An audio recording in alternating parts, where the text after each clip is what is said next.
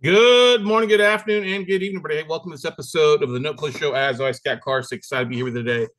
Today's episode, I want to talk about a low balance note case study.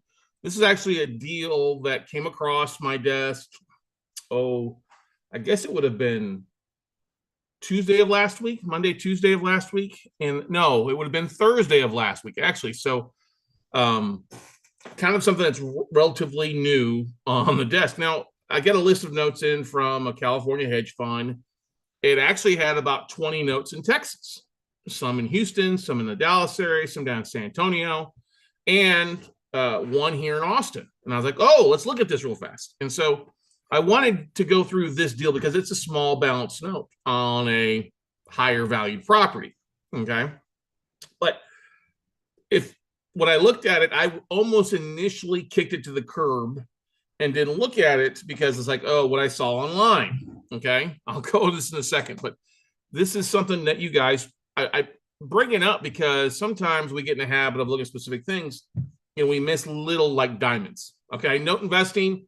I make the joke that we kind of live on crumbs. We live on the crumbs of the big funds, right? They don't like these lower balance stuff. Sometimes it's uglier stuff. They're in the bigger pools, the cleaner stuff, and that's fine. But there's plenty of money to be made in the crumbs, and this is a crumb story. Okay, this is kind of a crumb story, not a crummy story, but a crumb story. And so I was sitting here. I got the list and reached out for pricing, and they came back with pricing. The fund did. Oh, it was late Friday, like Friday right before the end of the day. I was like, oh, okay, well maybe I'll drive by it on Saturday. Texas is playing at 3 o'clock. I want to be home to watch that game, their first SEC game. Yes, hook 'em horns. And so I was sitting here Saturday and I was like, well, I thought I'd drive down to San Antonio, look at a couple of properties because they were nice looking properties. When I looked at this asset, it was a little uglier property. Okay.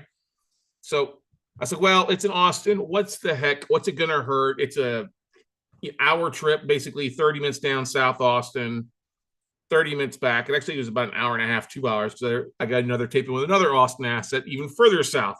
Okay. We won't go into that one, but this one I thought was the most valuable one to go to as a teaching aspect for you guys out there. And it's always good. If you have something in your neighborhood, go out, drive by it. Not everything online is going to reflect the true deal. And you may pick up things that you miss along the way by just guarding, just evaluating yourself by what's on Trulia or Google or Zillow, stuff like that. In a lot of cases, people miss on these note deals. They're not on PropStream or things like that. So I said, okay, let's go take a look. So this asset, I Googled the address and this is what it looks like. I'm like, oh, it looks like it could use some work. An ugly ass truck. It's in an okay neighborhood. It's in a par neighborhood. Okay. I mean, it's an older neighborhood off of 290 down here in town, which is basically midway, not all the way south to the airport. I live north Austin. It's on the kind of the west side. Sorry, it's on the east side of Austin, not too far from the toll road on the loop. But I was like, when I looked at the neighborhood, it was an okay neighborhood. Now, I'll give you some ideas. This is when I drove by the property, this is what it looked like. Okay, same truck is still there, right? Needs some work. The garage, you can't really see on this photo because of the SUV there, but it was kind of looked like it was kind of kicked in a little bit. It wasn't closing all the way. It looked like the garage was full of junk. I'm like, oh, okay, well. So here's the numbers. When I got the numbers, when I started looking at it, here's what I came across. So it's a 3-bedroom, 2-bath, 2,100 square foot house. So it's a little bit bigger than the neighborhood houses. It was built in 1974. Okay. It's owner occupied. It's a first lien. Okay. Unpaid balance. Okay, unpaid principal balance is at 49,362. The payoff is at 50,238, so they're about 1,000 behind.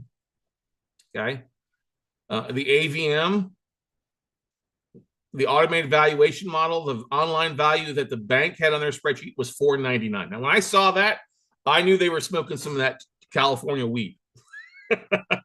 There's no way this property is worth $499. I don't know who told them that. Not even an ARV of $499 because the average homes around the area are in that 300,000 range. Okay, 280 to 320 may be the best, but no way at $499, especially not in its current condition. Okay, now it's got a 3.75% interest rate that matures in 2033, so another 9 years on the mortgage.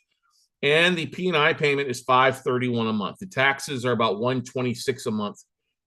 Is what the spreadsheet said. And I think it was a little bit off. Okay, I think it's because the taxes I think on this is a little bit higher. I forgot to check taxes, but anyway. So it's behind. The guy's behind by a few months. Okay, his next due is February 2024. He did make a payment in March that went to January's payment, but he's more behind. So his payoff is a little bit higher than 50. Okay, 6 months behind. The lender has had an attorney notice of intent to foreclose has been issued. The bank wants roughly 80% of the legal balances, which is 40,190 is what they think it is of their number. I'm like, okay. So basically it's a $10,000 discount, give or take a few bucks. Now it's actually a little bit more than that because there's a few months more behind, but it's a Texas foreclosure here in Texas. Remember, we do things fast foreclosures, fast highways, fast executions. If the notice of intent has already been issued, then really the foreclosure could take place in the next 30 days, not this coming Tuesday. Maybe it could this Tuesday. That's tomorrow, because the first Tuesday of the month is when the foreclosures take place. Maybe they're closing by tomorrow. I don't know. Maybe not. Maybe it goes the next month. I don't know. Based on what the bank told me, it didn't give me the date of foreclosure on this thing yet. So I would assume it's going to be next month based on them sending it out. Okay. What else did we find? Well, if it was to foreclose in 90 days, you make basically $10,000 in 90 days, give or take a little bit, give it time for the check to be issued. If it isn't going to go to foreclosure next, on Tuesday, it's next month. So maybe you're making it in 60 days, but it's basically, if you're making $10,000 on a $40,000 investment, that's a 25% return on investment. I don't know why I have an A in there. Big clunky sausage fingers. Now, if you annualize that, that's 100% annual ROI. That's pretty stinking good for 40 grand, right? Like I said, I drove by it on Saturday and I had to stop and take a photo because guess what was in the front yard? A listing. That's right. A realtor sign was shoved in the front yard. And I immediately, as I turned around, took a few photos. I avoided the big block party that was going on down the street. I guess somebody had died because everybody was wearing black. And so I picked up the phone and called the agent. I didn't call her. I texted her, hey, I'm calling about the property at blank, blank, blank. I didn't get a response back on Saturday. I was like, okay. So I looked online and lo and behold, it's listed online on Zillow, which I didn't see on Friday, which is weird because I looked at this thing on Friday and Thursday. I didn't see anything listing. Well, lo and behold, magically it popped up Saturday afternoon and see that it had been listed basically for 11 days. Okay. And it said a pending offer at 220. It wasn't listed at 220. It said pending. I was like, oh, this is interesting. So maybe it's going to sell fast. Maybe it would, because it needs some work. I could just tell, if it hadn't been updated in 10, 15 years, okay, it needs some work on the inside. Maybe it's worth 280. Maybe it's worth 300 after repair. But 220 is a bit of a stretch, even at that, based on what I expect the property needs inside. Okay. But, maybe it's immaculate inside. I mean, it is about 500 square feet higher than any other property in the area. The guy's done some additions to it. I don't know if those have been, permitted improvements. Maybe they have, maybe they haven't. I don't know. I mean, if it tells you the neighborhood, every home had bars on the walls, okay, or on the windows. So it's not the greatest of neighborhoods, but still it's an up and coming neighborhood. It could be a good little rental property. I think rents are somewhere between $1,500 and $2,000 a month in that neck of the woods. Okay. 3-bedroom, 2-bath, like I said, 2,000 plus square foot. So I was like, okay, great. So I texted her, no response back while I was driving on Saturday. I'm like, okay. So then I reached out to her Sunday. I'm sitting outside here Sunday.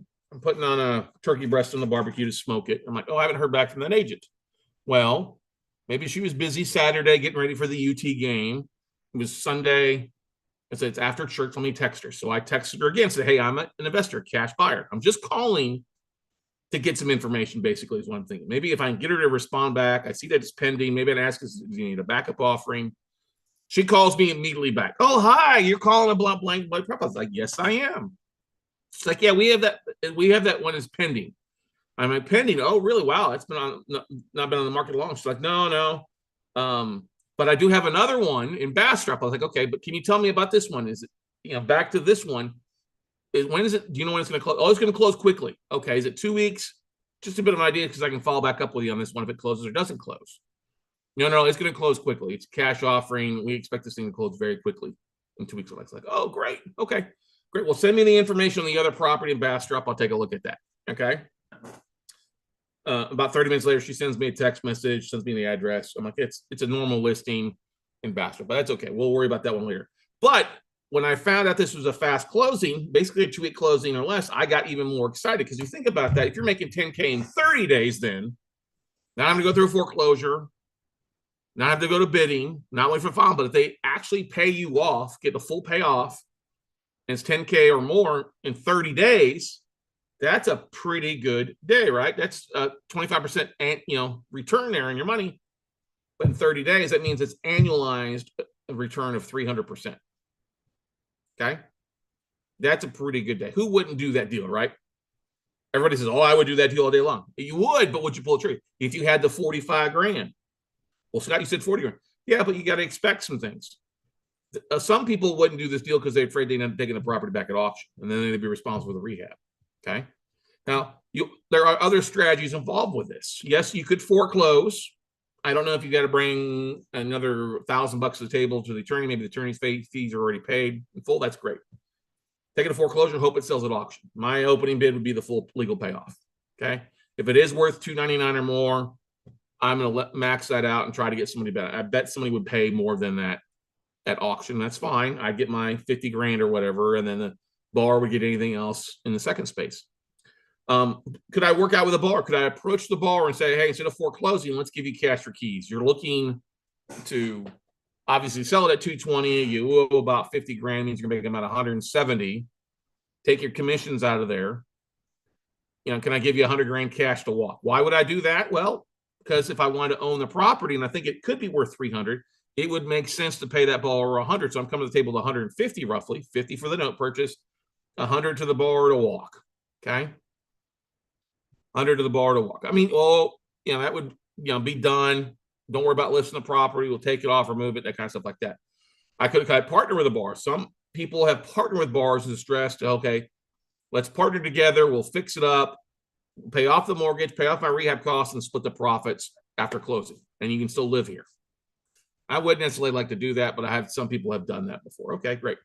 Could you, depending on how old the borrower is, could you do a reverse mortgage? Yeah, you could do a reverse mortgage and help them if they're old enough to cash out of the property, move from. But I'd be willing to bet the fact that they're listing it for the 220 when the comps in the area are higher, if it's a good, because is they're wanting to cash out of this deal and move on. They don't have the money to repair it, trying to get as much as they can and move on. And that's the route. So that's the thing to keep in mind there. Now, the moral of the story that I want you guys to take away from this is it pays to drive by assets. Sometimes it does. I mean, yes, if you're in an area and you're investing in other parts of the country, you can't always drive by the assets. I get it. I mean, my buddy Don, he flew up to Michigan to buy a tax deed. He drove by about probably 50 to 100 properties in Detroit until he settled on them. That's fine. It's worth it. Okay. What else was I doing on a Saturday? Well, I got all that mileage written off when I drove to South Austin. Right off my taxes. I got to know the neighborhood. I was like, oh, is this a good property? Great. Is it not a good property? Okay.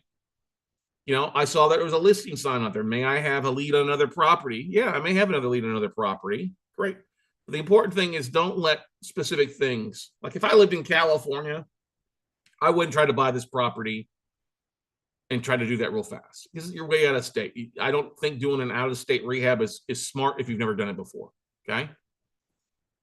Would it make sense though if it is going to be a fast foreclosure that you expect that it would still make sense? Yeah, it could. You just got to understand your level. Would I bring in somebody else's money on the deal? Probably not. Okay. Probably not. Yeah. Could you go and give a guy $5 grand on a $40,000 investment? And if it does it in 30 days and you split the profits? Yeah, you could do that. It's getting kind of skinny, but there's still some feasibility to that. I think honestly, this is the best deal is just taking down this with your own money and then, buying it at 40 and either selling it at auction at 50 and some change or, trying to work with a bar on that if you've got the extra capital. Because here's one thing. If the bar did a deed in lieu to you and you owned the property at that point, you could go and get a hard money loan and cash them out that way. All right. Cash them out that way or cash them out and have his money get paid after you sell the property. That's one thing you could do. Say, I'll give you 100 grand. I'll give you $5 grand for moving right now. Let's get you out. Let me finance this with hard money. After I get a deed in lieu from you, it's REO at that point. You get a hard money lender to fund you the rehab costs, and then you pay the investor his profit after it's listed and sold. Now, of course, if you want to hold on to the asset, that's a different story. Then you got to refinance them out. But there's some different ways to make this deal work. You know what I mean, ladies and gentlemen? Evaluate every exit strategy. Look for signs. I mean, it's not, like I said, it's not the greatest neighborhoods, but not by far the worst one. There's a house two actually houses over that needs some work. It needs some more work in that neck of the woods. It looks like it's vacant. It's not listed. I just looked. But the online photos do not do that property justice. Somebody has not mowed the lawn in probably 6 months on that, and it looks like it's vacant. So there's some opportunity. Yes, this is an older part of Austin, but there are some opportunities in these older houses. People are, getting older. They're moving on. They're passing away. They're leaving the kids who can't fix them up. There's some opportunity there if you know what you're looking for. And while this isn't our stereotypical note deal, it's still a note deal that kind of makes sense if you're the right person and the right party for it. Okay. If you have any questions or comments, please leave them below in the chat roll. I'll be glad to answer those questions, or feel free to book a call with me at talkwithscottcarson.com.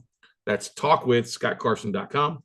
I'm always glad to help answer questions, go through things. If you've got a deal that you'd like to have me review, feel free to reach out to me. I'd be glad to do it with you via Zoom, break it down, even making a podcast episode if you're looking for. So hopefully you learned something from this episode, but go out, take some action, buddy, and we look forward to seeing the top. Bye, everybody.